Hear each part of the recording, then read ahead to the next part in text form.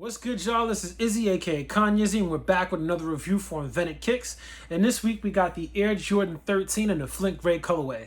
Now, before we do get into it, be sure to give us a thumbs up if you do enjoy the content that you get today, as well as the subscription button below to make sure you're in tune with our content. So as soon as we get it, you guys got it, all right? Now, as usual, without further ado, let's get into it, y'all. Blah! There you go, all right? The Air Jordan 13 Flint Gray colorway. You already know what it is. You already see it. As usual, just want to give you guys a bit of a roundabout, just taking a quick, introductory glimpse at the shoe and all that good stuff. Now, this is the third time that this shoe has released. The first time was in 2005, and we'll do a comparison. I actually have that pair right here in a second. And then they released again in 2010. And then finally we have this version here, which is the 2020 Retro, which recently released. Now, my first thoughts, when I first saw pictures of these floating around online, I was kind of nervous because they haven't really been able to get 13s right, particularly ever since they started the remastered program, which is ironic as hell, because that's the whole point of that program, is to get, the OG colorways as close as possible to the OGs, and the shape of 13s have been slimmed down, stripped down. They look all skinny and just anorexic. I don't know what's good with the tongue, the banana, toe boxes, so the shape is just not so great. And I saw pictures of these. Some were right on par with that, and some actually were a little bit better looking. And then I finally got my pair, and the crazy part about my pair is I feel like the right pair looks crazy and the left pair looks decent. And that's something that sometimes happens with 13s. It's very hard to kind of get two evenly matched up, pairs. But that's kind of like my take on these, pulling them out the box. The other thing too to note is, these joints are flimsy as hell. Like, I don't know if this is a good thing or a bad thing or whatever. It's probably great for, as far as comfort is, and wearing these on the court. So immediately when you wear them on the court, they're going to feel broken in. But this is just not what I know 13s to feel like. The biggest difference you'll find between the 05 Retro, the 2010 Retro, and this Retro, I don't own the 2010 Retro, but the biggest difference is going to be that they don't have the 3M, which is that reflective material that exists in the paneling here on the 05, the original, especially the 05 Retro, and then actually this version here. So I think a lot of people were really excited to get these because it's been 10 years since we've gotten the other Retro. People probably don't own them anymore. They probably burned through them. And that Retro never had the 3M. So there's a lot of folks that never owned the 05, probably had the 2010 and never got a chance to own them with that OG feature, which I think is a staple for OG 13s, particularly the ones that have like the side panel that's not leather like this. So that's pretty much it in terms of what my initial thoughts are on this shoe. Now, without further ado, let's get into the comparison between these and my 2005 Retro. All right, so let's do it, y'all. Now, getting directly into it, we have the Air Jordan 13 Flint Gray comparison featuring the 2005 Retro at the top and the 2020 Retro down below.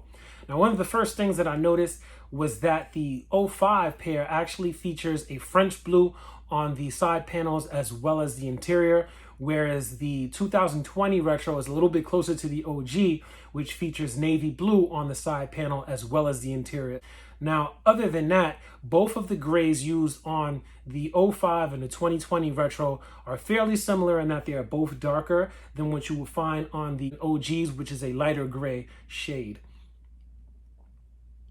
Now, looking at the side profiles here, another thing that I was able to notice was that there's this stitching here that pretty much connects the upper side panels to the midsole. And that stitching is supposed to come from that upper side panel and go kind of, directly into this groove into the midsole and then just continue into the front of the shoe. Whereas if you look at the 2020 pair, you can see that that stitching comes from the side panel and actually goes and meets the midsole sort of like at the top of this bump here. And that's something that I've noticed with a lot of newer, 13s.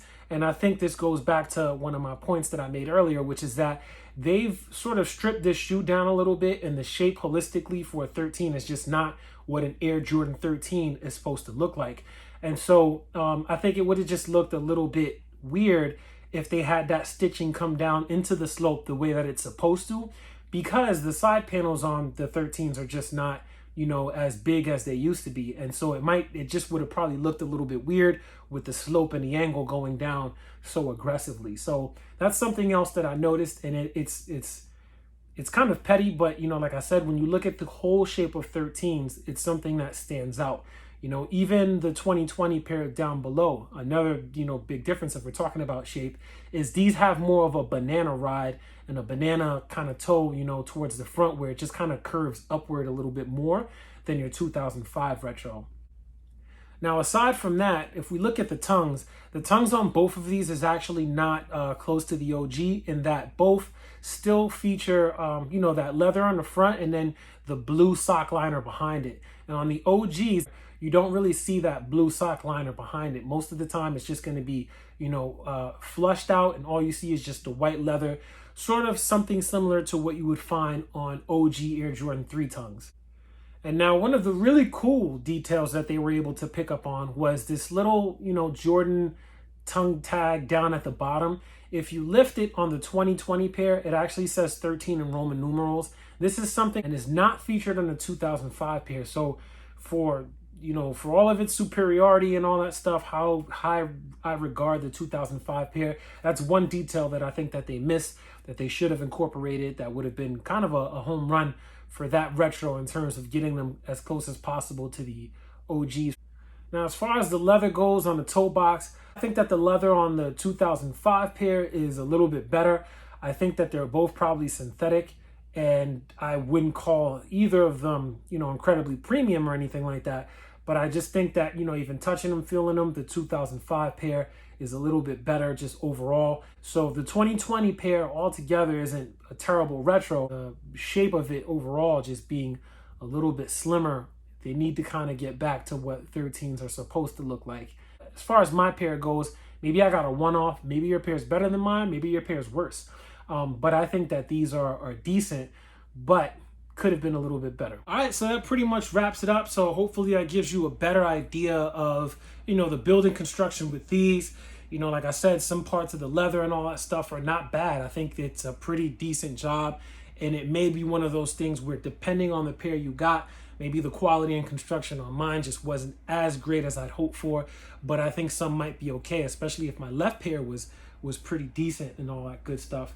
Now, in terms of fit, I would say go with your true size. I think that's one thing that's remained incredibly consistent with Jordan 13s over the years since the OG, was that they're true to size as hell. So, I got the same size in these as I have in my 2005 pair, which is these right in front of you. I actually moved them to the front just so you guys can kind of, see them and get your comparisons as we conclude in the video. But like I said, with fit, I think these fit true to size. So go with your normal size that you usually get in 13 and you're good to go. Now that's pretty much it. Let me know what you guys think of the new retro. Are you guys feeling them? Let me know who struck out. I know these were like freaking impossible to get for no reason at all.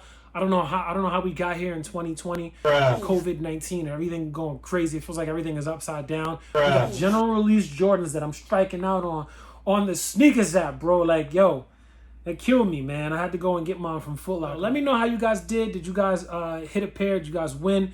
Are you feeling these? Are you excited? Did you put these directly on feet? So with that being said, thanks for tuning in with your boy Kanyizzy. Thanks for watching. You can follow us on Instagram. You can follow myself at Kanyizzy, Kanyizzy, and you can follow InventedKicks as well at InventedKicks. Until next time, y'all. Thanks.